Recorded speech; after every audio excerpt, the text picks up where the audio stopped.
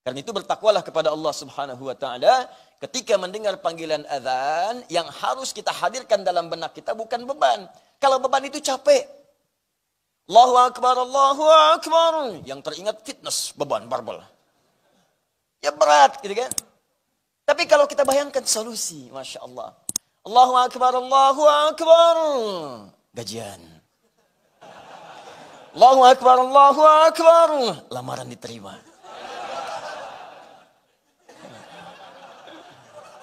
Allahu akbar, Allahu akbar. Tender menang. Allahu akbar, Allahu akbar. Besok akad.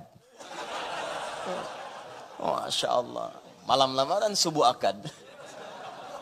Kalau semuanya begitu enak. Dan semua hal yang disebutkan tadi namanya falah.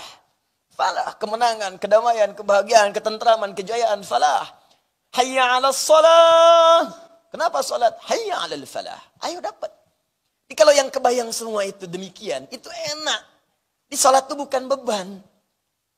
Nikmat gitu. Jadi baru mendengar suara itu langsung bangun. Ya Allah, solusi ini datang. Ya Allah, ini yang aku butuhkan. Ya Allah, aku tunggu-tunggu dari subuh tadi. Sekarang rupanya tiba. Ya Allah, aku tunggu-tunggu dari malam tadi, ya Allah. Tapi kenapa aku nggak dengar azan, ya Allah? Ketiduran rupanya. Nah, jadi kalau sudah seperti itu, orang-orang beriman itu akan menghafalkan waktu sholat. Hafal dia waktu sholat supaya merencanakan besok mau minta apa, nanti mau minta apa. Hafal. Makanya ciri orang beriman ketika disebutkan di Quran surah keempat An-Nisa ayat 103. Itu bukan sekedar dia senang sholat dan pasca sholat dia mengingat Allah, tapi dia juga mengetahui waktu-waktu sholat. فَإِذَا قَضَيْتُمُ الصَّلَاةَ فَاذْكُرُوا اللَّهَ. Maka jika engkau telah selesai menunaikan sholat, segera bergegas zikir kepada Allah. Ingat Allah, ingat Allah. Itu ciri keberhasilan sholat kita. Qiyaman wa qu'udan wa 'ala junubikum. Baik Anda dalam keadaan berdiri, sedang buru-buru, jangan menghilangkan zikir. Assalamualaikum warahmatullah. Assalamualaikum warahmatullah. Buru-buru, taksinya sudah menunggu. Sambil keluar, astaghfirullah, astaghfirullah, astaghfirullah. Allahumma antas salam, wa minkas salam, tabarakta ya dzal jalali wal ikram. Mau kemana Pak? La ilaha illallah, wahdahu la syarika lah. Lahul mulku wal hamdu yuhyi wa ala kulli syai'in qadir. Masuk. Kuningan Pak. Jalan. Enak gitu. Ada kesempatan duduk, tunggu. Sampai syuruk, tunaikan salat. Tak ada kesempatan sulit di rumah sakit, tidak ada masalah. Rumah sehat, tidak ada persoalan. Sambil berbaring, zikir, zikir, zikir. Wa 'ala junubikum. فَإِذَا طُمَأْنَنْتُمْ فَأَقِيمُوا الصَّلَاةَ. Hati tenang, suasana nyaman, tunaikan salat dengan enak. Inna salata kanat 'alal mu'minina kitaban mawquta. Sungguh salat itu bagi orang-orang yang punya iman. Waktunya jelas ditentukan. Demikian terjemahan di mushaf. Tapi kalau Anda baca dengan ilmunya balaghah, maka kalimatnya akan berubah. Sungguh orang yang punya iman itu akan tahu baginya jelas waktu salat. Kalimat singkatnya, orang beriman itu akan kenal, tahu, hafal waktu sholat. Jadi kalau Anda tahu, misalnya, dalam kehidupan dunia saja, besok mau gajian, siap-siap Anda. Besok di kantor gajian jam 7, telat 5 menit, gagal, tunggu besok hari lagi. Pertanyaan saya, kalau ada ketentuan demikian, gajian jam 7, telat 5 menit, tunggu besok lagi. Datang jam berapa ke kantor? Jam 6, jam 5 sebelum subuh berangkat, booking. Sama satpamnya, kalau belum saya datang jangan buka. Ya. Udah minta duluan. Jadi sekarang Allah panggil kita. Kalau kita paham itu semua kemuliaan untuk kita, kita booking dari sekarang. Ya Allah, insya Allah saya akan datang. Ya Allah, berikan kesempatan untuk bangun. Dan rahasia terbesarnya ketika kita menunaikan salat, maka di situ kemudian ada jawaban-jawaban. Di antaranya kemuliaan Al-Fatihah. Hanya persoalannya, apakah semua yang membaca Al-Fatihah, khususnya dalam salat, umumnya dalam bacaan-bacaan untuk menerapkan fungsi Al-Fatihah sebagai asy-syifa, misalnya obat, ya kan? Sebagai fungsi-fungsi lain yang telah kita sebutkan dahulu, Al-Kafiyah, Asy-Syafiyah, As-Salah, Alhamdu, Asasul Quran, Ummul Kitab, apakah semua yang baca Al-Fatihah akan mendapatkan keistimewaan ini? Ini pertanyaan besarnya, karena tidak sedikit orang yang membacakan itu, bahkan berdoa dalam salatnya, dia tidak mendapati apa yang telah dijanjikan. Apakah Allah di sini belum mengabulkan doanya, atau persoalannya dia sendiri yang kemudian tidak tepat memahami dalam bacaan Al-Fatihahnya.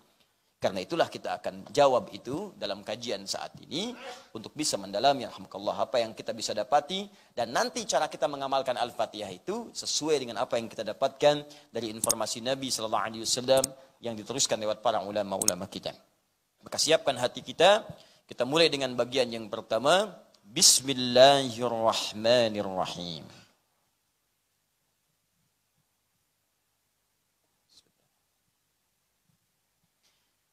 Perhatikan sini sejenak, kalaupun tak nampak dari sisi yang berbeda di papan tulis, tidak apa-apa, karena nanti saya juga akan terangkan kemudian, dan suara bisa terdengar, dan di luar ta'lim ini, Anda bisa mereview nanti ta'lim kita lewat saluran yang tersambung pada saat ini di Al-Hidayat Official di YouTube. Sekarang mari kita perhatikan baik-baik, teman-teman sekalian. Fokus sini. Saya tuliskan Bismillahirrahmanirrahim.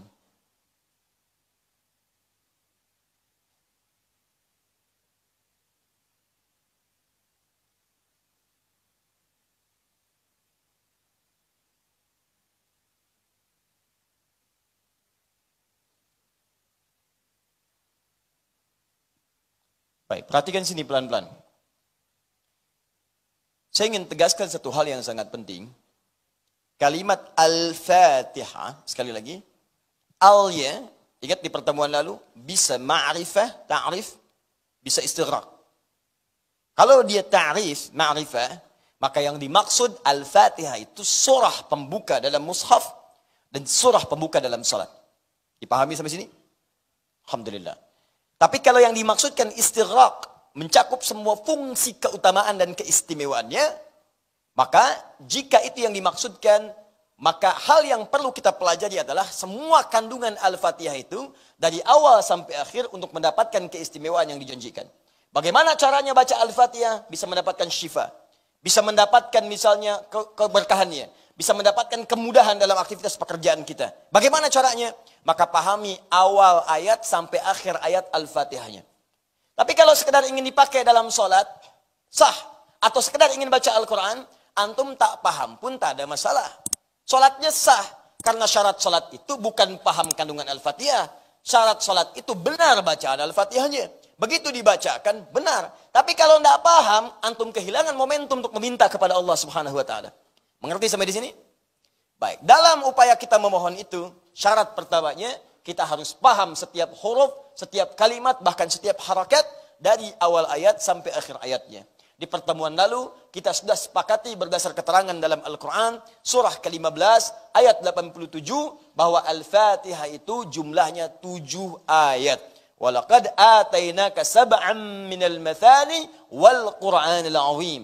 Dan kami telah turunkan hanya kepadamu saja Muhammad sallallahu alaihi wasallam. Tidak kepada nabi-nabi yang lain, 7 ayat yang akan terus diulang-ulang.